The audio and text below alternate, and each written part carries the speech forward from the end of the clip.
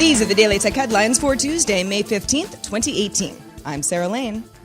Microsoft has unveiled details on its Surface Hub 2, a 50.5-inch 4K Plus display that can be rotated to a portrait screen. You can tile up to 4 together to create an even larger display or spread multiple Hub 2s around a room. It features rolling cases and mounts co-developed with Steelcase, which Microsoft partnered with last year. It also has a 3.2 aspect ratio, unlike the standard 16:9. There's touchscreen support and support to share docks from your computer or your mobile device. Microsoft will start testing the Surface Hub 2 with partners later this year, with plans to officially release the device in 2019. We don't have word on pricing, but you might recall the original Surface Hub was $8,999. Netflix's chief content officer, Ted Sarandos, said at an event in New York the company is now putting 85% of its spending on original TV shows, films, and other productions, with total content spending for 2018 set around $8 billion. Netflix says it will have around 1,000 originals total on the service by the end of 2018, with 470 of those set to premiere between now and the end of the year. Sarandos says more than 90% of Netflix's customers regularly watch original programming. Tim Cook tells Bloomberg that Apple Music now has more than 50 million users between paid members and trials, up from 40 million just last month. Major competitor Spotify announced earlier this month that it has 75 million premium subscribers. Apple's original content plans are still somewhat shrouded in mystery, but in contrast to Netflix's plans to spend up to $8 billion on content this year, Apple SVP of Internet Software and Services Eddie Q claims the strategy to go for fewer shows is intentional, with Q advising, quote, "We're not after quantity, we're after quality." Google announced new consumer storage plans called Google One, including a new $2.99 per month tier for 200 gigabytes of storage, dropping the price of its 2 terabyte plan from $19.99 per month to $9.99 per month. Users can also share their storage quota with up to 5 family members. 24/7 access to Google experts, those are live people on call to help, come with every Google One plan, including the $1.99 per month 100 gigabyte plan.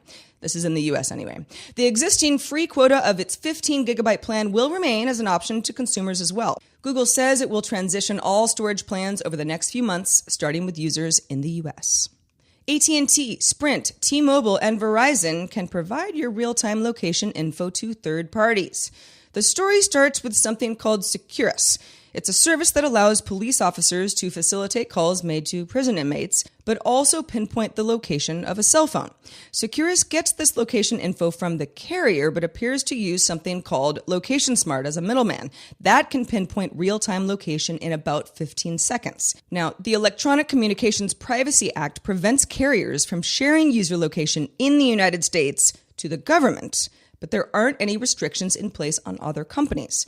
The FCC has been asked to investigate this matter by Democratic Senator Ron Wyden.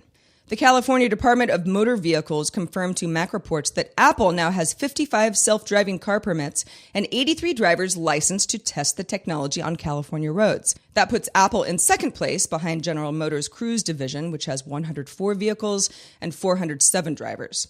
Apple didn't have any permits in March of just last year, and only 3 the following month. For comparison, Alphabet's Waymo now has 51 self-driving car permits, and Tesla has 39. In the dating world, Tinder is testing a location tracking feature for users to connect with one another in the real world. The Verge obtained screenshots of the feature, which shows Tinder highlighting places users have visited. Not in real time, though. Tinder says it'll wait a while, that's its words, before populating a user's map with their visited destinations. The company also says it'll filter out places that don't qualify as social, such as a doctor's office, or a bank, or where you work. Thank goodness. Places are automatically deleted after 28 days. Tinder also says it will look for trends in users' locations and try to match them with people that are interested in similar things.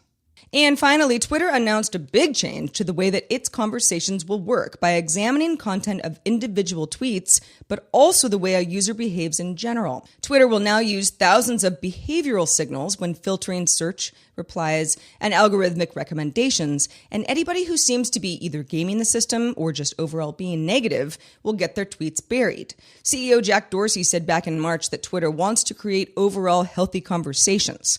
The company will now look at whether you tweet at large numbers of accounts you don't follow, how often you're blocked, whether you created many accounts from a single IP, and whether your account is closely related to others that have violated its terms of service. For more discussion of the tech news of the day, subscribe to dailytechnewsshow.com. Daily Tech Headlines is supported by you. Thank you to everyone who listens and supports the show at patreon.com/DTNS. I'm Sarah Lane, and I'll talk to you tomorrow.